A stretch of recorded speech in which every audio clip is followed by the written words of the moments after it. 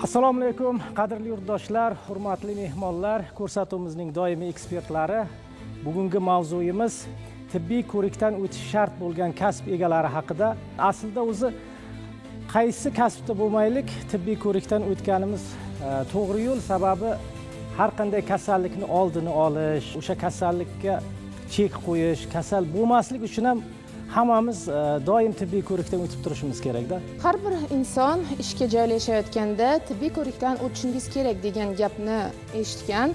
Bir qarashda bu tabiiy jarayon, lekin savol tug'iladi. Bu tekshiruv kimning manfaati uchun xizmat qiladi? Inson salomatligi uchunmi yoki shunchaki rasmiyatchilik? Ekran qarshisida qoling, haqiqat shu yerda aytiladi.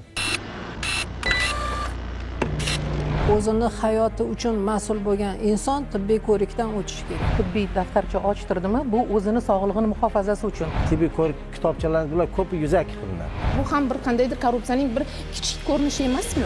Korrupsiyani gapirishni oldin asos bo'lishi kerak. Tibbiy ko'rikdan o'tmay ishlayapti-ku. Jamoatchilik haqiqatyapti. Tibbiy ko'rik xalq orasida oddiy gap bo'lib qolgan. Xususiy tibbiy ko'rikdan o'tkazuvchi tashkilotlardan biza yakuniy ma'lumotni ola olmaymiz. Boshini ko'tarib qo'yish kerak. Ishdan ozod qilish kerak, boradi, keladi. To'g'ri, oddiy kunda tibbiyot ishlamaydi. Mana shuning uchun ham hozirgi kunda oshpazlarimiz bosh oshpaz va yordamchi oshpazlar bo'ladi. Afsuski, o'sha aytilganday bo'lmayapti-da. Har birimiz o'sha ma'lum bir kasbni egasi ekanmiz. O'sha kasbni nufuzi, kasbni rivojida sog'lom fikrlaydigan odamlar bo'lishi kerak-da. Buning uchun odam doim nima deydi? Tibbiy ko'rikdan o'tib turish kerak, o'zini sog'lig'iga qarash kerak, to'g'rimi? Endi tibbiy ko'rik xalq orasida oddiy boyas aytgandek gap bo'lib qolgan. Vaholanki u oddiy gap emas, u Adliya vazirligidan ro'yxatidan o'tgan bir buyruq bu. Bu demak, adliyadan o'tgandan keyin nima bo'ladi? Majbur bo'ladi hamma. Qonuniy bo'ladi. Bu buyruqda bir nechta ilovadan iborat. Demak, bu qonunda ko'rsatilgan. Qonunda mutlaqo ko'rsatilgan. Rad etishga haqqi yo'q. Hech kim. Deylik, mana bu siz boshlab qo'ydingiz, ishga kirishdan avval dastlabki tibbiy ko'rik maqsadi nimada? O'tkazishning maqsadi. Birinchidan, bir kasal ishchi ishga olib, kasal tanada kasal fikrlash bo'ladi. Siz aytgandek, sog'lom fikrlash uchun sog'lom bo'lish kerak ishchi. Zararli bir omil, xavfli bir omil ta'sirida ishlashga kasali olsak, qon metallurgiya olamizmi yo boshqa sohada olamizmi, bronxit bilan, astma bilan olsak, nima bo'ladi? Birinchidan kasal jabrlanadi. Kasalligi og'irlashadi. Yanada avj oladi kasalligi. Avj oladi, og'irlashadi. O'sha kasal bo'lgan odam nafaqat o'zi o'sha ishni unumdorligiga o'zini hissasini qo'sha olmaydi. Qolaversa atrofdagilarga ham ziyon yetkazadi-da. Albatta, buni ahamiyati shunda. Ahamiyati shuki, u daromad keltiradi. Oilasi bor. Birinchidan oilasi jabrlanadi, jamiyat jabrlanadi. Tibbiy ko'rikdan o'tish shart bo'lgan kasblar deyapmiz. Qanday mezonlarga asoslanadi bu o'sha Tekshiruv jarayonlari? Tekshiruv jarayoni yana mezon degansiz, mana bu qo'limdagi o'sha 200-buyruq. Bu bizaning o'sha tibbiy ko'rik o'tkazayotgan shifokorlarning hujjati. Lekin mana shu o'rinda savol tug'iladi. Ba'zi bir kasblar borda, Ilhom aka, inson u yerga sog'lom xodim sifatida keladi, lekin biror bir kasallikni qaytanga orttirib oladi. Ya'ni bu o'sha kasb kasalligi bilan bog'liq deyishadi. Bu bo'yicha ham qandaydir izohlar, sharhlar yoki bo'lim qandaydir ko'rsatilgan? Endi bu buyruqda siz aytgandek orttirib oladi, qachon orttirib oladi? Qachonki o'sha korxonada, muassasada sanitariya gigiyenik normalar, me'yorlar buzilgan holatda bo'lsa. Force major holatlarchi? Mana shu buyruqda ko'rsatilganmi? Bu buyruqda baxtsiz hodisa ko'rsatilmagan. Hozir mana shu mavzuga qaytamiz. Bizda Nozimxon blitz intervyular bor. Shuni eshitaylik, keyin muhokamamiz davom ettiramiz. Marhamat. Salonga borib turasizmi? Yo'q, men salonga bormayman. Salonga borib turamiz. Ora-chora. Ha, boraman. Boraman. Bormayman. Go'zallik salonida ishlatiladigan asbob-uskunalarni sterilizatsiya qilinganini so'raysizmi yoki bu siz uchun muhim emasmi? Men ba'zida o'zim prinsipim bilan boraman. So'raymiz asbob-uskunalarning sterilizatsiyasini. Nima uchun so'raysiz? Shu bu kasal yuqtirmasligi uchun. Qanaqa kasallik? Gigiyena munosabatidan ham har xil kasal, qondan yuqadigan kasalliklar, misol uchun gepatit, OIDS, shunga o'xshash. Yo'q, shu paytgacha so'ramaganman, lekin sterilizatsiya qilinmaydi. Pomada suriladi labga. Ko'zga bir xil tush qo'yiladi, o'sha qo'yilgan tushdan. Ten foydalanadi, qosh teriladi, tirnoq qo'yiladi. ular ham hammasi sterilizasiya qilinmaydi. Muhim so'rayman. So'raymiz. Salonga, sartaroshxonaga borib kasallik yuqtirib olgan odamlar haqida eshitganmisiz? Eshitganman. Mana pedikur bo'yicha, manikur bo'yicha eshitganmiz. Ha, eshitganman. Stomatologga borib yuqtirganlarni eshitganman. O'shandan qo'rqaman deb o'shaning uchun. Eshitganman, shuning uchun doim prinsipim bilan yuraman. Eshitganman, internetda ko'p ko'raman. Qondan o'tadi deb. Mana shu tirnoqdan ayniqsa menimcha qondan o'tadi. E'tibor beradigan bo'lsak, Nozimaxon boramiz, xizmatidan foydalanamiz, lekin so'ramaymiz deyapti-da. Odamlarimiz ham ozgina ba'zilari befarqroq. Barnopa, har birimiz o'zimiz mas'ul bo'lishimiz kerak-da, o'zimiz sog'ligimizga. Albatta, sog'liq uchun har bir inson o'zi mas'ul bo'lishi kerak. Bu yerda mana kasb haqida ketyapti. Qaysi kasb egalari tibbiy ko'rikdan o'tish kerak degan narsa va tibbiy ko'rikdan o'tish majburiymi yoki majburiy emasmi deyiladi. Endi bu savolni biz aytishimiz javobini shunaqa qo'yishimiz mumkinki, har bitta o'zini hayoti uchun mas'ul bo'lgan inson tibbiy ko'rikdan o'tishi kerak. Ana endi ko'pincha muammo sifatida ko'tariladi, tibbiy ko'rikdan o'tishda haqqoniy o'tiladimi, haqqoniy o'tilmaydimi degan. Men bu tomonda o'sha tibbiyot vakillarini emas, aynan har bitta insonni o'zini sababli deb ko'rsataman, aybdor deb, chunki agar inson o'zini hayotiga qiziqishi bo'lsa, intilishi bo'lsa, yashash xohishi bo'lsa, istagi bo'lsa, qaysi kasb egasi bo'lishidan qat'iy nazar ko'rikdan o'tish kerak. Mana endi kasb egalari deb savol berilyapti. Qaysi kasb egalari o'tish kerak? Bu yerda nafaqat pedagoglar, balki o'sha universitetlarda, oliy ta'lim muassasalarida, tashkilotlarda faoliyat yuritadigan barcha xodimlar ham ko'rikdan o'tish kerak. Biz bilmaymiz, mana bugungi kunda hozir ko'ryapmiz, turli o'sha viruslik kasalliklar, tibbiy epidemiyalar, har xil davlatlardan kirib kelayotgan holatlar uchraydi. Biz bilmaymiz, yashirinib yotgan qanday viruslar bor. Ana shu maqsaddan kelib chiqqan holda, menimcha tibbiy ko'rikdan o'tish bu Endi tibbiy ko'rik o'shani 100% aniqlab beradimi degan savol ham tug'iladi-da. Bitta auditoriyada bitta o'qituvchi va 30-40 ga yaqin talabada. Agar o'sha e'tibor qilmasak, bitta kasallik ko'pchilikka yuqishi mumkin. Siz bitta fikringizga men qo'shilmayman. Odamlarimiz ham ba'zilari desak to'g'ri bo'ladi. Ba'zilarida. Endi mana maktabgacha ta'lim, bog'chalarda ishlayotganlar endi mavzu bilan bog'liq ko'pchilik bilan suhbat qilamiz-da, chunki uni mohiyatiga, ichidagi muammolarni o'rganish uchun-da. Bu yerda faqat mutaxassisni, ishchi xodimni o'ziga bog'liq bo'lib qolmayapti tibbiy ko'rikdan o'tish. U o'sha ishlayotgan tashkilotning rahbari bilan bog'liq tomonlari bor. Unga vaqt berish kerak, ishdan ozod qilish kerak, boradi, keladi. Mana shu tomonlari ham bor-da. Mana endi shu tomonlarni hal qilishda men o'zi tibbiyot xodimlariga ham shu savolni ko'tarmoqchi edim. Imkoniyatlar qay darajada? Mana endi tibbiy ko'rikdan deymiz, tibbiy ko'rikdan o'tganda bir necha mutaxassislardan o'tish kerak bo'ladi, hamda analizlar topshirish, rentgen tekshiruvlarini ham qilish kerak bo'ladi. Ana endi vaqt masalasiga kelganda to'g'ri dars jadvali bo'yicha ishlaymiz. Faqatgina oddiy kuni dam olinadi. Oddiy kuni tibbiyot ishlamaydi. Shu ko'riklarni jonlantirish uchun ta'lim muassasalarida, o'sha ko'pchilik faoliyat yuritadigan maktablarda, bog'chalarda tashkil qilish mumkinmi degan savol tug'iladi. Ya'ni ko'chma tibbiy ko'chma tibbiy ko'rikni qilish. Chunki men esimda ozgina vaqt oldin o'sha ta'lim muassasalarida talabalarni tekshirish uchun hattoki rentgen apparatlari bilan ham kelishgan edi, uskunalar bilan. Ana endi shular qanchalik hali ham bu amaliyot bor. Amaliyot bormi yo yo'qmi degan narsa. Endi tibbiy ko'rik pedagoglarga masalan uni qanchalik ham jismoniy, ham ruhiy kasalligi bormi yo'qmi degan narsani ham aniqlash kerak bo'ladi. Endi mana bizda ishxonani misol qilib keltiradigan bo'lsak, haqiqatdan mana ko'chma o'sha tibbiy ko'rik mashinalari keladi, stansiyalari keladi. Dilraboxon, mana ishchi xodimlar rahbaridan o'tolmay tibbiy ko'rikka bora olmayapti deyapmiz-da. Bu ba'zi bir joylarda bo'layotgan holatlar. Buni huquqiy me'yorlari qanday belgilangan? Davlat ta'lim tashkilotlari bilan birga nodavlat ta'lim tashkilotlaridagi barcha kasb egalari o'sha ishga qabul qilinayotganda va keyinchalik barcha davlat tibbiy ko'riklaridan iloji boricha haqqoniy o'tishlari kerak. Men ham shu Barnopani fikrlariga bitta joyga qo'shilaman. Har bitta xodim o'ziga tibbiy daftarcha ochtirdimi, bu o'zini sog'lig'ini muhofazasi uchun birinchi navbatda.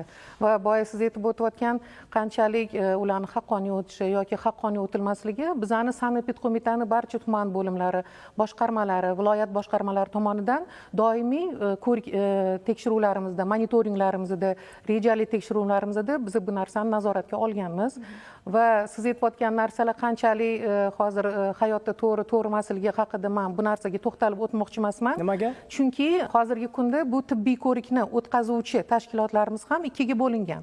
Bu davlat tasarrufidagi tibbiy ko'rik o'tkazuvchi tashkilotlar va nodavlat, ya'ni xususiy tartibdagilarimiz ko'proq deb aytsam ham bo'ladi.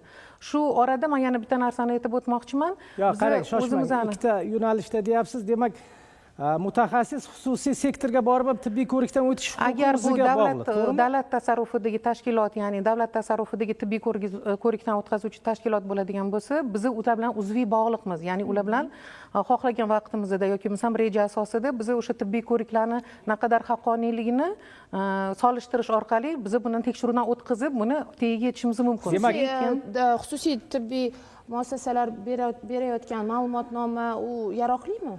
Xususiy tibbiy ko'rikdan o'tkazuvchi hozirgi tashkilotlardan biz yakuniy ma'lumotni ola olmaymiz. Lekin vakolat berilgan ularga. Ularga vakolat berilgan. Hozirgi kunda men yana bitta shu yerda bitta narsaga to'xtalib o'tmoqchiman. Mana respublikamizda o'zingizga ma'lum juda ko'plab klinik diagnostik laboratoriyalar ochilgan, rentgen diagnostika laboratoriyalari ochilgan. Lekin hozirgi kunda bakteriologik laborator diagnostikani o'tkazuvchi laboratoriyalar faqat Sanopid qo'mita, uni shahar va viloyat boshqarmalari va tuman bo'limlari qoshida tashkil qilingan laboratoriyalar tomonidan amalga oshiriladi. Keling, endi mana sizni bitta fikringiz menga ma'qul tushdi. Biz nazorat qilyapmiz. Davlat tashkilotlari bilan bog'liq bo'lgan mana poliklinikalarni o'sha tibbiy ko'rikdan o'tkazganligi haqidagi masalalarda nazoratni kuchaytirganmiz, buni hal qilyapmiz deyapsiz. Bizda bitta lavha bor, shunga navbatni beraylik, keyin fikringizni davom ettirasiz. Marhamat. Biz har doim ishxonada ketishdan oldin tozalab olamiz, ham sanitariya gigiyenalarga moslab. Mashinkada har xil narsalar qolib ketishi mumkin. Teri kasalliklari bor, undan bunga o'tishi mumkin. Toza bo'lishidan qat'iy nazar o'zining mana shunaqa distillangan suv bu. O'shandan sevib ketamiz. 2 dona yetadi. Ertalab kelishimiz bilan nam salfetka bilan ustini artib olamiz. Bu ham o'zimiz uchun, ham klient uchun tozalik hisoblanadi. Hozir shunaqa mashinalar chiqib ketgan. Ustalarning o'rnini bosuvchi. Sesdan bizga ustara ishlatish taqiqlangan, lezva yo'q hech kimda. Biz ustara ishlatilmaymiz. Biz hozir mashinka ishlatamiz. Chunki ustaradan har xil kasalliklar, spid, o'yitishlar yuqishi mumkin. O'shaning uchun biz mashinka foydalanamiz. Mashinka xavfsiz hisoblanadi. Mana hozir aytyapsizki, kechqurun ketishda mana suvdan sepib ketamiz deyapsiz-da. Shu oqlaydimi o'zini? Oqlaydi. Yo'q, bu jarayon o'zini oqlamaydi, chunki buni tarkibida spirt bo'lgani bilan ba'zi bir viruslarni spirt doimiy o'ldira olmaydi. Shuning uchun doimiy ravishda sterilizatsiya qilinishi kerak, dezinfeksiya ishlari amalga oshirilgan bo'lishi kerak har doim. Bu jarayon o'zini oqlamaydi. Bu oddiy spirtli suv desak bo'ladi-da. Demak, bu yerda hozir sanitar epidemiologiya talablariga amal qilinmayapti. Bugun shu kecha kunduzda bu kishini aytgan bo'yicha amal qilinmayapti. Chunki dezinfeksiya o'sha ishlar amalga oshirilmagan, ya'ni sterilizatsiya jarayonlari amalga oshirilmaganini ko'rishimiz mumkin. Mana biz sartaroshxonadamizda. Sartaroshxonaga qanaqa talablar qo'yilgan? Sartaroshxonani o'zini talablari bor. Bu Sanpin qoidalari bo'yicha ko'rsatilgan. Buni talablarida o'sha har bitta joylashuvida ham tartibi bor. Masalan, bu o'rin bilan ikkinchi o'rin oralig'idagi masofa 0.8 metrni tashkil etgan bo'lishi kerak. Keyin undan tashqari oxirgi qo'yilgan o'rindiq devorga taqab qo'yilgan bo'lmasligi kerak. Masofasi bo'lishi kerak o'zini. Bundan tashqari mijozlarga xizmat qiluvchi sartaroshlar ham o'zini tibbiy ko'riklardan o'tgan bo'lishi kerak. Mana hozir o'rindiqlar haqida gapiryapsiz-da. O'rindiqlar shu siz aytgan talablarga javob beradimi? Hozir javob beradi. Yana qanday sartaroshxonada qo'yilgan talablar bajarilmagan? Hozir ko'rgan holatimizda sterilizatsiya jarayonlari amalga oshirilmaganligini ko'rishimiz mumkin. Bundan tashqari yana gigiyenik talablarga ham amal qilinmayotganligi ko'rinib turibdi. Masalan, yuqorida holatni ko'rdik. Masalan, bir martalik sochiqlar ishlatilmayotganligi holatini ko'zda tashlandi. Demak, sartaroshxonada doim bir martalik sochiqdan foydalaniladi. To'g'rimi talab bo'yicha? Bundan tashqari mana har bir kishiga bittadan o'zini alohida sochiq bo'lishi kerak. U boshqa kishiga ishlatilmasligi kerak. Bulardan so'radik, shu talabni bajaryapmiz deyishdi. Lekin yonida quruq salfetkalarni ko'rmadik. Dilraboxon ikki xil fikr. Mana shahar markazida xizmat ko'rsatyapti sartaroshxona. Lekin dezinfeksiya qilish qoniqarli emas. Biz tadbirkorlik subyektini rahbari bilan gaplashdik. O'sha kishi asbob uskunalarni biz o'sha dezinfeksiya qiladigan idishimizni suvini almashtirish uchun qayergadir olib ketdik dedi. Aynan siz Lekin borgan kun. mana bu yigit 6-7 yildan beri ishlar ekan, buni aytishi bo'yicha mana shu spirtdan foydalanaman deyapti-da. Sanepid qo'mitani mutaxassisi juda ham to'g'ri ta'rif berganlar, ya'ni o'sha yerda sanitariya, dezinfeksiya tadbirlarini umuman xilof ravishda yoki bo'lmasa umuman o'tkazilmasligi. Birinchi navbatda o'sha ishlatayotgan sartarosh, o'sha ustara uskunalarni hammasini yo bir marotabalik xilidagina ishlatish kerak yoki bo'lmasam dezinfeksiya tadbirlarini to'liq o'tkazilgan holda ishlatish zarur. Bir tanishim umumiy ovqatlanish shoxobchasida aynan oshpazning yordamchisi bo'lib ishlaydi, lekin uning oilasida sil bilan kasallangan oila a'zosi bor edi. Balki u qiz tibbiy ko'rikdan o'tayotganda silning yashirin davri bo'lgan, ya'ni shu bilamiz ochiq, yopiq shakli bor, unda aniqlanmagandir, lekin u qiz baribir tashuvchi hisoblanadi, chunki havo tomchi yo'li orqali yuqadigan kasallik. Bu holatni qanday izohlaysiz?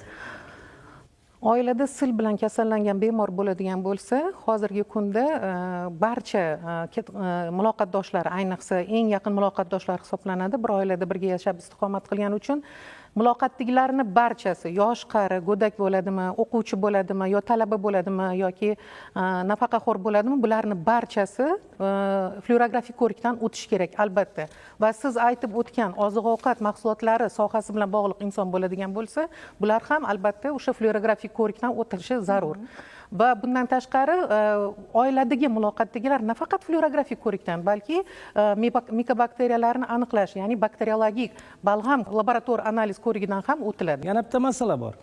Idish tovoq yuvayotgan, shu xizmatni qilayotganlar o'zimiz guvohi bo'lganmiz, 2 kun ishlaydi-da boshqa joyga ishga ketib qoladi. Ularni ochig'ini tan olishimiz kerak, ko'chadan ayollarni jalb qilib, mana kunlik pulga kelishib ishlatayotganlari ham bor-da. Bu nihoyatda xavfli. Siz aytyapsiz.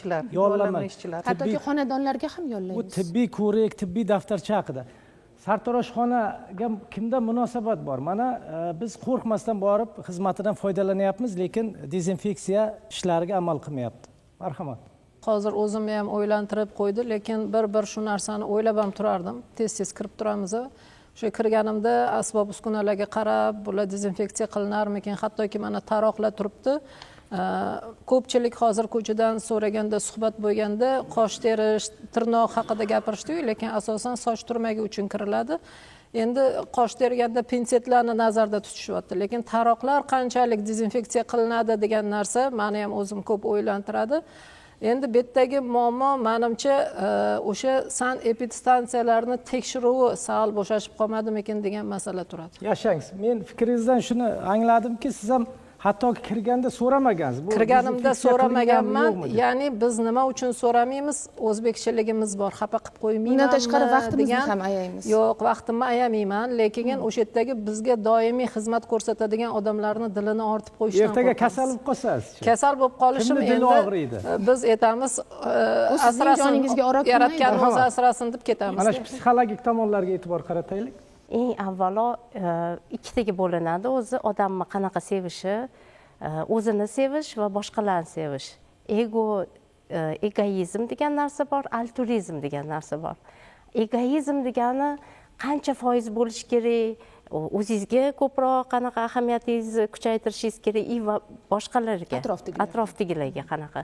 Men endi bolalar bilan ishlaganimiz uchun biz ko'proq bolalarni shu anaqa egotsentrизмi kuchaygani uchun ularga necha foiz deb savol beramiz va shunga yarasha nima deydi, har xil javoblarni olamiz. Lekin bizning ilmiy isbotlangan nimasida egoizm 55% bo'lishi kerak. Biz bir xil aytadi, balansda. Ya'ni inson o'zini menini birinchi o'ringa qo'ya olishi kerak. Ha. Qolgan kamaytirish kerak degan masala. 45% altruizm. Altruizm degani boshqalarning manfaati. Birinchi o'zimizning manfaatimizni o'ylaganimizda, o'zimizni keyingi qadamimizni tashlaganimizda xavotir darajamizni yoki bo'lmasam o'zimizga bo'lgan ishonchimizni oldinroq bo'ladi. Altruizm deganingizda odamlar nima deydi degan fikr. Altruizm boshqalarning manfaati, bular aytganlaridek o'sha yuz xotir qilib o'zbekchiligimizga boramiz, atrofdagilar o'ylaymiz. Lekin hozirgi yoshlar ishonamanki, mana kelajak yoshlarimizni endi bizaniki rus maktabi bo'lgani uchun ancha o'ziga ishonchi juda baland, o'zini ma'nini biladi, o'zini qo'yadi. Shart bo'lgan kasblar deyapmiz. Psixologik baholashning o'rni qanday bu borada? Tilolaxon. Psixologikni aytmoqchimanki, oilaviy o'tishsi. Psixologik mana psixiatrlar, nervologlar, nervopatologlar bor. Chunki birinchi sinfga kelingan bola u qanaqa ahvoldaligini biz bittada tashxis qilib ko'ra olmaymiz psixolog sifatida-da. Shuncha bolaga biz kuchimiz ham yetmaydi. Lekin hamma o'sha aytganingizdek egoizmni o'sha 55% ko'tarib, oilaviy yoki bo'lmasa qanaqadir qo'llanma chiqib, oilaviy ro'yxatdan psixologga, nervopatologga yuborsa yoki psixiatrga jo'natiladigan o'sha punktlari bo'lsa, shulardan oddiy oilaviy, ota-ona sog'lom, to'liq oilada 12 yoshgacha bilamizki, emotsionalniy bo'ladi bolalar. Ya'ni emotsional bog'liq bo'ladi. Hozir fikr bildirdingiz, o'sha tibbiy ko'rikdan o'tishi shart bo'lgan kasblarda. Men 2-sonli ruhiy asab kasalliklari dispanserida faoliyat yuritaman, psixolog bo'lib, bizga asosan dispanserizatsiya, o'sha kasbga layoqatlilik darajasini tekshirib berish uchun ma'lum bir soha mutaxassislarini yo'naltirishadi. Aynan bular pedagoglar, tarbiyachilar, stressli sharoitlar bilan ishlaydigan mutaxassislar, ya'ni o'sha temir yo'l xodimlari, metroda yoki poyezd xodimlari yoki bo'lmasa o'sha aeroport xodimlari, albatta uchuvchilar hamda o'sha reyslarni kuzatib boradigan stюардesslar hamda o'sha harbiy xodimlar o'tishlari shart bizda. Nimaga e'tibor qilinadi ko'proq? Bu yerda ko'proq e'tibor beriladi ularni psixologik barqarorlik darajasiga. Testlar bor. Ya'ni adekvat va noadekvat ekanligi. Adekvatmi, noadekvatmi o'sha darajasini testlar, maxsus ishlab chiqarilgan ilmiy suhbatlar, kuzatuvlar natijasida biz ularni qay darajada o'sha kasbga layoqatliligi, o'sha psixologik barqarorligini tekshirib, layoqatli yoki layoqatli emasligini aniqlab beramiz. Bu haqida to'xtalamiz. Anvar aka, mana maktabgacha ta'lim muassasalarida, bog'chalarda endi o'sha sog'lom ovqatlantirish, tibbiy ko'rikdan o'tish bilan bir bilan bog'liqlik borda, bu qanchalik o'zini oqlayapti? Har bitta demak ishning yo'nalishida huquqiy asosi borda. Mana hozir 200-sonli buyruq haqida gapirdilar. Aynan pedagog xodimlarni demak tibbiy ko'rikdan o'tish bo'yicha 2021-yilda Vazirlar Mahkamasi 87-soni qabul qilingan, qarori qabul qilingan. O'sha qarorda belgilab qo'yilgan qanday tartibda tibbiy ko'rikdan o'tkaziladi. Aynan masalan yuqumli kasalliklari bormi yoki bo'lmasa ruhiy xastaliklar bor yo'qligiga birinchi o'rganish fokusga olinsa, ikkinchisida umuman bugungi kunda o'sha pedagog xodimimizni umumiy holati, sog'lig'i, bolalar bilan ishlash uchun qancha layoqati, bardoshi bormi, yetam, ikkita narsa qaratiladi. Va albatta oladigan bo'lsak, o'zi qanday o'tkaziladi deganda yilda bir marta tibbiy ko'rik o'tkaziladi. Bu qaysi paytda? Mana siz aytganingiz hozir boshida gapirib o'tdingiz Xon aka, rahbar xodim, tashkilot rahbari xodimlariga tibbiy ko'rikdan o'tishga imkon bermaydi. Ish qolib ketadi.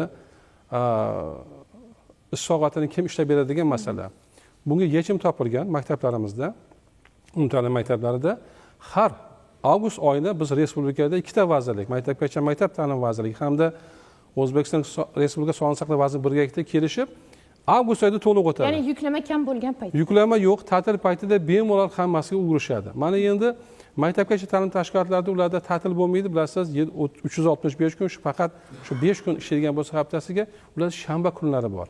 Ularda dam olish kuni o'shadan to'laqonli foydalanib, buni hamkorlikda bizni o'sha sanitariya epidemiologik va jamoat salomatligi qo'mitasi, Toshkent shahar mana boshqarmasi bilan, tuman bo'limlari bilan uzviy ish olib boramiz, chunki bir-birimiz yelka-yelka ishlamasak bo'lmaydi.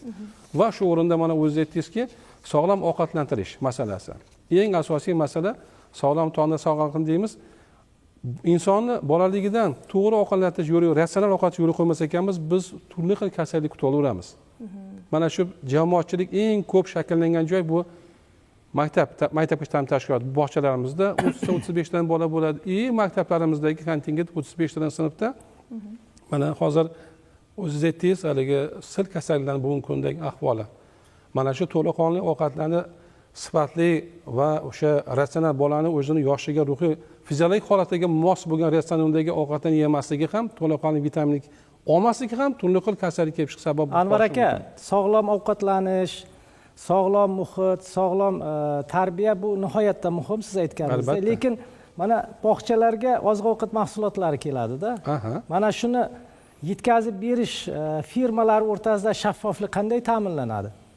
Bu masalada Ilhom aka, har bir tashkilotimizda mana bevosita Toshkent shahrimizda 476 tasi davlat maktabgacha ta'lim tashkiloti bizning boshqarma tasarrufida. O'zi 501 ta boshqa idora vazirlik qaraydi. Umuman qaragan 1146 ta. Demoqchi bo'lganiki, mana shu har bittasini bugungi kunda outsourcing xizmati hamda an'anaviy usuldagi ta'minot bilan ovqatlantirish tizimi yo'lga qo'yilgan shahrimizda. Mana shu yerda olib kelayotgan paytlarida bu tashkilotning egasi bor. Mana bugungi kunda o'sha Vazirlar Mahkamasining 626-sonli qarori bilan belgilab qo'yilgan nizomida bu yerda hamshira bor, tibbiyot xodimi. Ana shular bugungi kunda mana brakiraj komissiyasi degan narsa bor, komissiya bor. Komissiyaning tarkibi 5 lik va 7 lik bo'ladi. Uni raisi aynan bugungi kunda hamshiralarimiz. Mana shu Anvar aka, mana sizning fikringizga qo'shilaman. Mana hozir o'shani shaffofga kirgan bo'lsa, qo'shilaman, tizim yo'lga qo'yilgan ishlar. Lekin mana biz yuqorida bergan lavhalardan ham misolda tibbiy daftarchasi bo'lishi kerak deyapmiz. Albatta. Sterilizatsiya bo'lsin deyapmiz. Lekin afsuski o'sha aytilganday bo'lmayapti-da. O'sha uchun ham sizdan so'rayapman, shaffoflik. Baribir inson omili bor. Shifokor tekshira oladi. Ilhom aka, bundoq bo'ladi. Mana shu har bitta mahsulot kelganda bizda birlamchi ko'rik, vizual ko'rik deydi, organik ko'rishlari bo'ladi. Undan keyin bizda har bittasini sertifikat asosida kundalik bergan mahsulotlar har bittasi ko'rikdan o'tkazilib. Agarda shubha tug'ilgan narsa bo'lsa, joyida komissiya ishlab bartaraf qilinadi. Lekin qarang, vizual ko'rik yordamida ana shu yeguliklarni, mahsulotlarni qaysi xodim tayyorlagan, kasal xodimmi yoki sog'lom xodimmi, uni aniqlay olmaymiz-ku. Baraka toping. Mana shuning uchun ham hozirgi kunda oshxonalarda yuritayotgan oshpazlarimiz, bosh oshpaz va yordamchi oshpazlar bo'ladi. Ular qo'lida tibbiy daftarchasi va yilda 6 oyda bir marta bakteriologik tekshiruv o'tmagan va yilda bir marta rentgen tekshiruv o'tmagan bo'lsa, biz uni ishga qo'ya olmaymiz. Yaxshi aytdingiz, tibbiy daftarchaning o'rni nihoyatda muhim, chunki u asos bo'ladi. O'sha xodimni yoki ishchini tibbiy ko'rikdan o'tganligi haqida. Lekin hozir fikringizni davom ettirasiz. Bizda bitta lavhamiz bor mana shu bo'yicha. Anvar, shuni ko'raylik, keyin davom ettiramiz. Mana hozir qo'limda shaxsiy tibbiyot kitobchasi mavjud. Bu jarayon ko'zdan kechiradigan bo'lsak, bu Sog'liqni saqlash vazirligining 200-sonli buyrug'i hamda 351-sonli buyruqlariga asosan sartaroshxonadagi ishlovchilar hamda kosmetologlar, manikyur, pedikur ishlarini amalga oshiradigan kishilar tomonidan tibbiy ko'rikdan o'tilishi kerak. Bu yilda bir marotaba, ya'ni oitis kasalligiga qarshi hamda fluorografiyadan o'tishlari kerak. Bir yilda 2 marotaba esa dermatologdan hamda ginekolog ko'riklaridan o'tishlari kerak va bundan tashqari terapevt ko'riklaridan o'tish kerak. Shaxsiy tibbiyot kitobchasida ko'rishimiz mumkin. 2025-yilda fevral oyida o'tkazilgan. Bu bir marotaba o'tkazilgan. Terapevt ko'rigidan hamda dermatovenerolog va ginekologlar tekshiruvidan esa 6 oyda bir marotaba o'tkazilishi kerak bo'lgan, lekin o'tkazilmagan holatlarni ko'rishimiz mumkin. Dilraboxon, tibbiy daftarchaga ishonamiz, suyanamiz. Mayli, so'ramayapmiz, lekin biz mavzu yuzasidan, ish yuzasidan ko'rsatuv bahonasida bordik. Mana tibbiy daftarchaga ham hattoki amal qilmayapti. Bunday holatlar yana qanchadan qancha? Hozirgi kunda hammamizga ma'lumki, barcha sartaroshxonalarimiz xususiy tadbirkorlik faoliyatida. Shuning uchun sanitariya qo'mitani turli tekshiruvlari ham bu yerda muvofiqlashtirilgan, lekin men bitta narsani aytib o'tmoqchiman, doimiy ravishda targ'ibot o'tkazish va monitoring o'tkazish orqali hozirgi kunda bu masalalarni yechimiga kelyapmiz. Ya'ni bundan tashqari aholi tomonidan bo'ladigan turli xil murojaatlar, shikoyat arizalari, masalan mijozlar o'sha ma'lum bir sartaroshxonadan qanaqadir e'tiroz bildirib, norozilik bildirib, ochiqchasiga murojaat qilganda yoki bir qanaqadir yuqumli kasallik yoki masalan zamburug'li kasallik va boshqa gemokontakt kasalliklar deymiz, o'sha AIDS, gepatit B va C turlari Dilrabo aniqlanib xonim, va manba qilib ko'rsatiladigan sizni bo'lsa, fikrlaringizga qo'shilaman, lekin mana aholi murojaat qilsagina tekshiriladi deyapsiz-da. ombudsmandan ruxsat olgan holda albatta Agar To'g'ri, shunday, tartibi shunday, lekin monitoring qarang, kimdir kasal bo'lguncha, kimdir murojaat qilguncha va kasallar soni ortguncha mana shunaqa tartib qay darajada to'g'ri? Majburiy tekshiruvlar yo'qmi? majburiy tekshiruvlar yo'q. Nima Bu uchun? xususiy tadbirkorlik faoliyatida boya aytib o'tganimdek nazoratlarimiz muvofiqlashtirilgan, lekin doimiy monitoring har oyda, har kvartalda o'tkaziladi. Yo, Davlat to'g'ri, tashkilotlarichi? lekin mana shu Davlat biznes tashkilotlarida reja asosida va boshqa murojaatlar asosida va undan tashqari yuqumli kasalliklar qayd etilganda doimiy ravishda tekshiruvlar Abdurahmon aka, mana tadbirkorlik subyektlariga biznes ombudsmanni ruxsati bilan kirish tartibi belgilangan, to'g'rimi? Lekin agar aholi tomonidan e'tiroz bo'lmaguncha u ishlayveradi-da. Tibbiy ko'rik daftarchasi muddati o'tib ketganmi yoki o'tish kerakmi? U qiziq emasmi? Qiziq emas. Inson hammasi o'zi o'tishi kerak 6 oyda bir marta. Hammani sog'lig'i o'ziga kerak-da. Hozir mana sartaroshxona ko'rsatyapsizlar. Avval o'rganish kerak-da. Asosiy kasallar qayerdan kelyapti? Maktab tizimida, maktabgacha tizimda. Hozir bu sartarosh bitta tarog'i bilan 50 ta 100 ta odam sochini oladi. Asosan kasalliklar havo, suv, oziq-ovqatdan keladi. O'shani inobatga olish kerak-da hozir. Hozir mana tibbiy ko'rik kitobchalarimiz bilan ko'pi yuzaki qilinadi. Hozir borsangiz topolmaysiz, changan bo'lsa yo'q. Yozuvlari ham bir xil, bir menimcha xil. Bor o'tkazib kel deydi, bittasiga beradi, o'tkazib keladi. Lekin bizda fuqarolarda, mayli kasb egasi bo'lmagan shaxslar tibbiy ko'rikdan nima o'tmaydi. Ular ham o'tishi kerak. Bizda mahalladan ham даже majburiy fuqarolarni o'tkazish kerak. Oziq-ovqat. Mana oziq-ovqatni aytyaptilar, to'g'ri. Bog'chalarda, xususiy bog'chalarda oziq-ovqat qanaqa? Davlat bog'chalarida oziq-ovqatlar qanaqa keladi? O'shalarni tekshiruvchi hamshiralar yaxshi tekshiradi. Anvar aka fikriga qo'shilasizmi? Mana Anvar aka aytdi, tekshiramiz. Talab darajasidan hammasini tekshirish kerak. Sababi bu yoshlar bizning kelajagimiz. Hamma narsa bog'chadan boshlanadi. Demak, siz aytmoqchisizki, hozirgi tizim tibbiy ko'rikdan o'tish jarayonidagi korrupsiyani yenga olmayapti, shundaymi? Yo'q, nimaga siz tibbiy ko'rikda korrupsiya deb, u korrupsiyani gapirishni oldin asos bo'lish kerak. Har bitta mutaxassisga nafaqat uni faqat ishchanligiga yoki layoqatiga, balki uni tibbiy sog'lomligiga qo'yilgan talab tadbirkorlik subyektini rahbarini aytyapsizmi? Albatta. Tadbirkorlik subyekti rahbariga tashlab qo'ysak, biznes ombudsmanga qachon murojaat bo'lsa, o'shanda tekshiramiz desak, bu muammoni yechimini topa olmaymiz biz. Ya'ni sanksiyalarlik boshlanib ketadi. Marhamat. bo'lgan narsam bor. Tibbiy madaniyat bo'lishi kerak. O'zini sog'lig'ini qayg'urishi, yilda bir marta, 2 marta, mana yosh o'tgan sari bilmaydi, xuddi 20 yoshdagi bo'ladi, 55 yoshga kirgandan keyin kutilmagan kasallik kelib chiqadi. Qon bosimi boshqasi.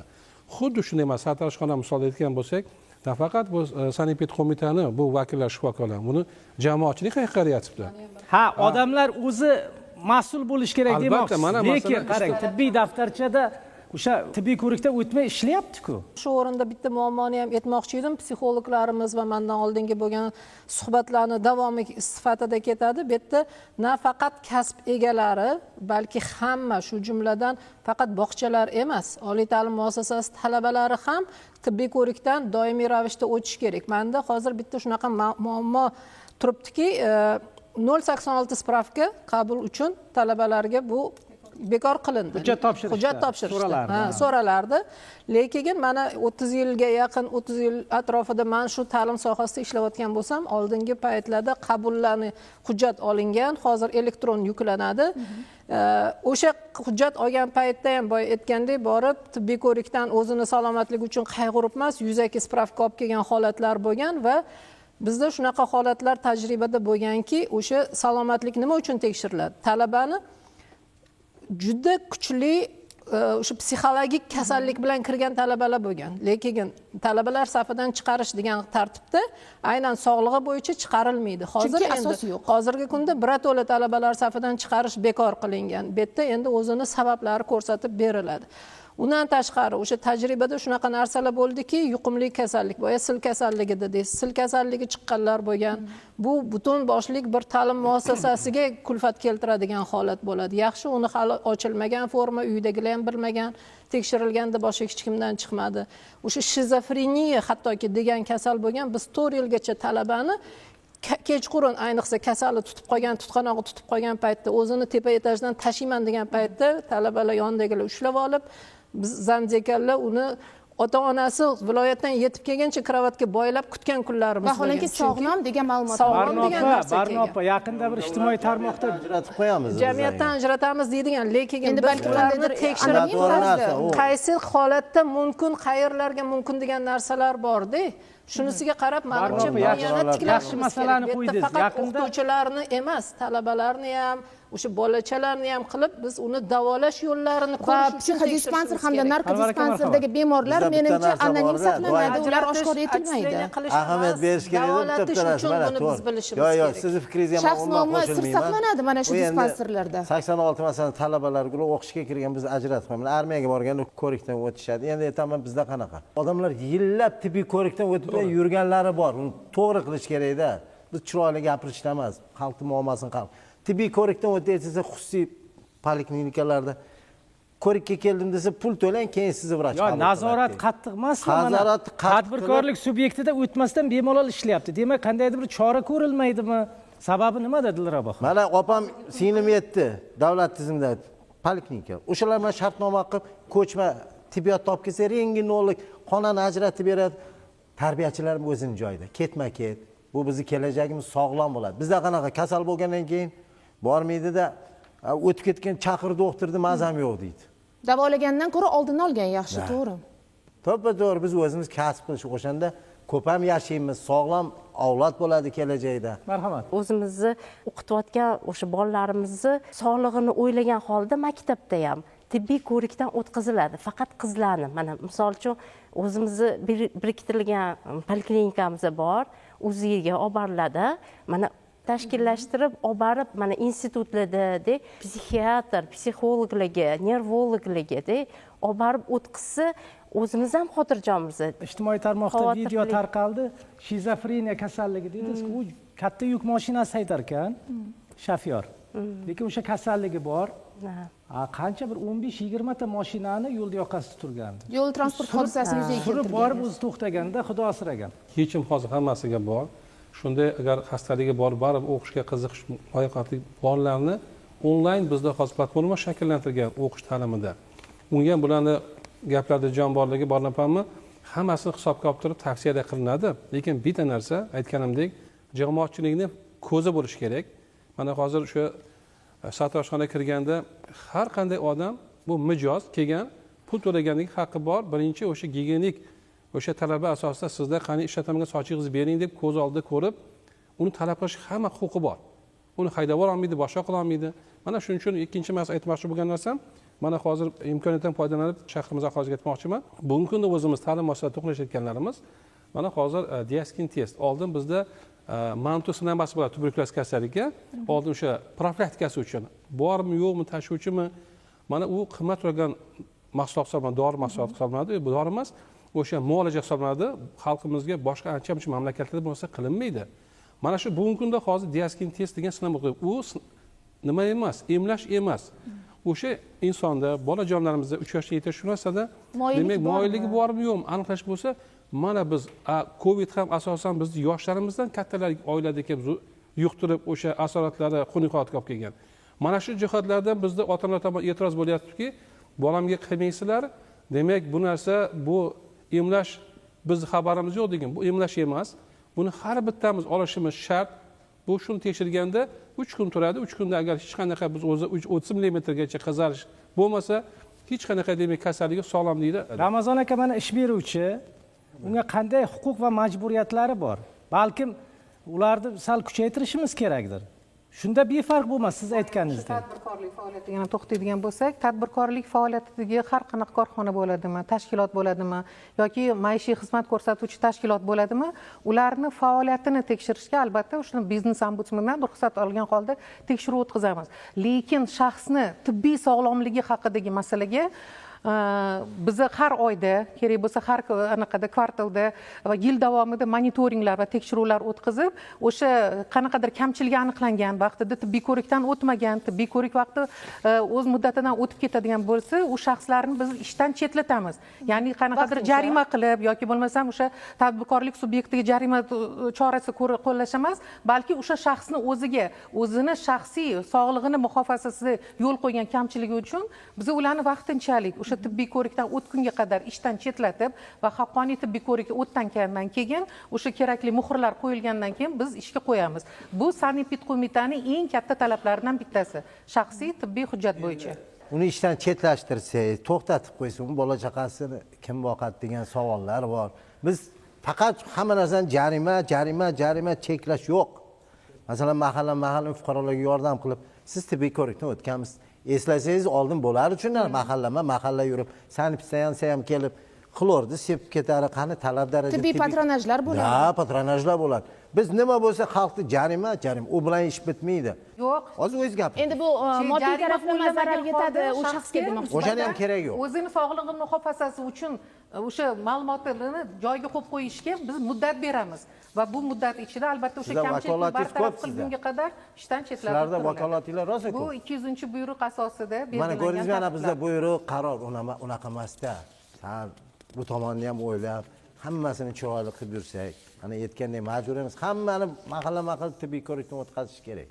Masalan, bog'chani ham, maktabni ham. O'shanda hammamiz bunaqa o'yitsam chiqib kelmaydi. Endi bu mana sizning fikringizcha bu kimga bog'liq? Mana shu jarayonlarni tashkillashtirish kimga bog'liq deb o'ylaysiz? Tartib bo'lgan joyda ishning natijasi ham, samarasi ham bo'ladi. O'sha kasb egalari qog'oz uchun tibbiy ko'rikdan o'tsa bu foydasizda. Va yuqorida ham aytdik, har bir odam o'zini sog'ligi uchun tibbiy ko'rikdan o'tish kerak. To'g'ri, ba'zi bir to'siqlar bor deyapmiz. Anvar aka aytayapti, shanba kuni borsa bo'ladi yoki avgust oyida ish kam payti borsa bo'ladi deyapti-da. Mana davlatimiz tomonidan maktablarda shifokor shtati ajratilgan. Mutaxassislar o'tirishi kerak. Hamshira shtati ham bor. Bolalarni doimiy o'sha sog'ligini, o'qituvchilarning sog'ligini nazoratini qilish uchun-da. Lekin maktab hamshirasi va vrachini vakolatiga xodimlarni tibbiy ko'rikdan o'tish masalasi kirmaydi.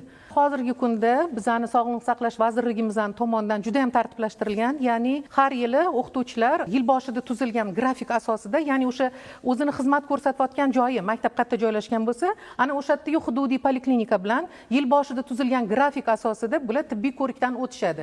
Hamshiraga bergan oylikka ular albatta joyda o'tirmaydi.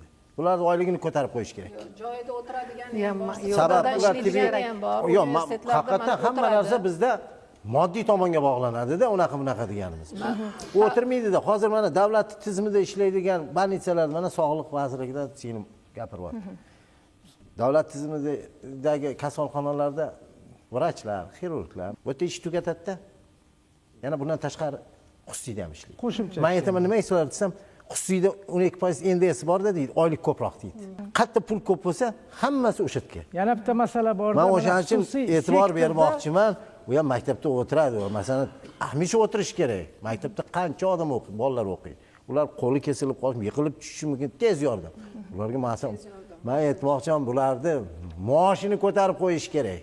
Qarshiman, chunki fikrlarga qarshiman. Bizning maktabda yoki o'sha Yunusobod tumanidagi maktablarda barchasida hamshiralar, o'sha yordamchilari hammasi o'tirishadi. Yulduzxon, biz ham hamma maktabda demayapmiz. Ba'zi bir joylarda. Bir xil joylarda hamshiralar ham yo'qda maktablarda nima qilamiz? Yo, mana siz hozir aytyapsizlarki, faqatgina shu o'quvchilarning sog'lig'iga ular mas'ul, lekin bir narsani esdan chiqarmaylik. Ilhom aka, ular shuningdek oshxonadagi tayyorlanayotgan ovqatlarni kundalik tekshirishga ham mas'ul. Bugungi kunda maktabgacha ta'lim tashkilotlarini bevosita shtat birligi o'zimizda bizda ishlatib o'tiradi hamshiralar bog'chalarimizda. Ta'minlangan 100%. Mana bugun statistikani oldik. 476 da 564 ta hamshira bor. Yarmisi 8 gruppadan oshganiga yarmisi qo'shib beriladi. Ikkinchidan maktablardagi albatta endi tuman tibbiyot birlashmasi ta'minlab berishadi. Hozirgi kunda tibbiy xizmatlar o'sha yerdagi maktabdagi sharoit boshqa o'sha yerda poliklinika hisoblanadi. U yerda dispanser, uchota hammasi olib boriladi. Bitta shifokor, bitta hamshiraga deylik, u yerda bir 3000 ta, 2000 ta bu oson narsa emas, lekin bu hozirgi kunda tizim yo'lga qo'yilgan. Mana bugun ham aynan mana Sog'liqni saqlash vazirligi hamda sanepid qo'mita birgalikda mana 564 ta hamshiramizni 4 soatlik seminar o'qib berishdi. Anvar aka, bu kishini fikriga nima deysiz hozir? Endi ustozimizni mana bitta narsa agar bir telefonlashsak, almashsakda xohlagan maktabga mana bilan ertaga chiqsalarda, xohlagan o'zlari maktabga borib o'sha yerda ko'ramizda aytamanki, shu yerda agar gaplar isbot topadigan bo'lsa aytamanki, doim kerak bo'lsa matbuotga. Bitta masala borda bizda. Mana shu boradigan obyektga aytib qo'yiladi-da. Ertaga keladi. Ogohlantirib qo'yiladi. Tekshiruvga keladi. Chunki o'zimiz mana syomkaga chiqyapmiz, shuni guvohi bo'lyapmiz. Chunki u tadbirkorlik subyekti, unga aytishimiz kerak, aytmasak. Hattoki biz mana lavhalarimizda aytilgan joylarda chiqayotgan kamchiliklar bular. Demak, bu hali aytilgan holatiga Ha, shunday. Bitta sharoitda bo'layotgan joyi bor, mana dekret holatiga chiqadigan bo'ladi. Faqat o'sha yerda bizda ozgina uzilish bo'lib qolishi mumkin. Kasal bo'lib qolganda o'rniga boshqa ikkinchi bir odam o'sha bir marta borganda ham ko'za kundasini deymiz-ku, 365 kun o'tadi, hamshira yo'q degan hisob ketadi-da. O'shaning uchun mana ustozimiz e'tirozlarga biz e'tiborga olamiz va buni bizga dastak bo'ladi. Bironta joyda chunki u yerda hamma bizning farzandlarimiz bugungi kunda o'sha yerda ishonib topshirgan maskan o't, ziyon maskani. Dilraboxon, nima fikringiz bor? Marhamat. Hozirgi kunda mana Anvar aka aytib o'tdilar, haqiqatda keng jamoatchilikni yordamiga hammamiz muhtojmiz. Har bir tashkilot, har bir nazorat organi shu jamoatchilikni yordami bilan va keng targ'ibot orqali o'sha xususiy tadbirkorni ham tartiblashtira olamiz. Davlat tashkilotlarida ham tartibli, ya'ni sanitariya gigiyena qoidalariga to'liq rioya qilgan holda faoliyat yuritishini ta'minlay olamiz. Va so'z boshida aytib o'tganimizdek, men baribir o'zimni fikrimda mahkam turaman. Tibbiy sog'lomlik bu har bir insonni o'ziga bo'lgan e'tibor, o'zini sog'lig'ini muhofazasi va bu tibbiy daftarcha uni shaxsiy hujjati hisoblanadi. Va uni qay darajada haqqoniy yuritilishi, haqqoniy tibbiy ko'riklardan o'tishi, davriy tibbiy ko'riklarni o'z vaqtida, muddatidan o'tkazmasdan o'tishi har bitta shaxsni o'zini e'tiborida bo'lishi lozim. Munisa, marhamat. gaplariga men ham qo'shilaman. Har bitta inson o'zini sog'lig'i uchun mas'ul hisoblanadi. Ya'ni boshqa birov bizning sog'lig'imizga mas'ul emas. Ya'ni biror bir joyimiz og'risa, boshqa u azob chekmaydi. O'zimiz azob chekamiz. Shuning uchun har bitta inson o'zini sog'lig'iga befarq bo'lmasligini so'rab qolardi. Anvar aka, ko'rsatuvda maqsad muddaosi odamlar ko'proq bu yo'nalishda ma'lumotga ega bo'lsin, faol bo'lsin, jamoatchilik fikri deyapmiz-ku. Faol bo'lsinki, o'sha talab qilsin iste'molchi sifatida degan bir fikrlarda savol-javob, munozara, bahs qilyapmiz. Ramazon aka, marhamat. Aka, boya fikrimni buzishdi, lekin men boshdan o'tib ketdim. Yana shu buyruqqa qaytaman. Qonuniy kuchi bor, Adliya vazirlikdan o'tgan. O'zbekchiligimiz bor, mana opajonim aytib o'tdilar. O'zbekchiligimiz hali davom etadi, hali 10 yil, 15 yil, balki undan ham ko'p bo'ladi. Demak, biz o'sha tibbiy ko'riklar qanaqa o'tilishi, amalda qanaqa oshirishi, mana bu 200-buyruq amalda 100% bajarilmagan holda kasalliklar ko'payadi, avj oladi, biz oldini olmay qolamiz. Guvoh bo'lib turib biz bugun kungacha guvoh bo'lib turibmiz. Kasb kasalligi oshib ketyapti, korxonalar ko'payapti. O'zimizga xosligimiz bu bor narsa, hammamiz yuz amri shirin deymiz va yuziga yetishi ma'qul ko'rmaymiz, andisha qilamiz. Lekin shu yerda psixologik nuqtai nazardan o'sha ahamiyatli hayotdagi ahamiyatlilik darajasini o'rniga qo'yganimizda, agar har bir shaxs o'sha prioritetlarni to'g'ri qo'yilganda, ya'ni birinchi navbatda nima turadi? Sog'lig'imiz turadi. Sog'liq bor joyda, sog'lom tanda, sog' aql bo'lgandan keyin jamiyatda ham hamma narsa o'z o'rnida ekanligini agar inson anglagan holda har bir sohada yondashsa, u yerda muammo bo'lmaydi. Katta rahmat. Hamma muammolar baribir o'sha tibbiy tashkilotga kelib taqalyapti. Biz o'zimiz tibbiy ko'rikdan o'tamiz deb qog'oz olib borganimizda, ular bitta odam 8 ta pechatni urib berish emas, aynan tekshirib turib urish kerakligini, haqqoniy o'sha narsaga yondashish kerakligini tushunib yetish kerak va ularni o'sha ishchi xodimlarni ko'paytirib tashkilotlarga ham jalb qilish kerak. Tibbiy ko'rikdan o'tdi degan qog'oz hech narsani hal qilmaydi. O'zi aslida har birimiz, har bir kasbning egasimiz mana shu sog'lom, yaxshi fikrlab, o'zimizni ishimizni yaxshi ko'rib ishlashimiz uchun ham avvalo tibbiy ko'rikdan o'tib turishimiz kerak. Shundagina mavjud bo'lishi mumkin bo'lgan kasalliklarni oldini olishimiz mumkin-da. Tibbiy ko'rikning haqiqiy mohiyati inson salomatligini asrash. Har bir ishchi, har bir mutaxassis sog'lom bo'lsa, albatta jamiyat ham sog'lom bo'ladi. Qadrli yurtdoshlar, munosabat ko'rsatuvini keyingi sonda ko'rishguncha xayr, salomat bo'linglar.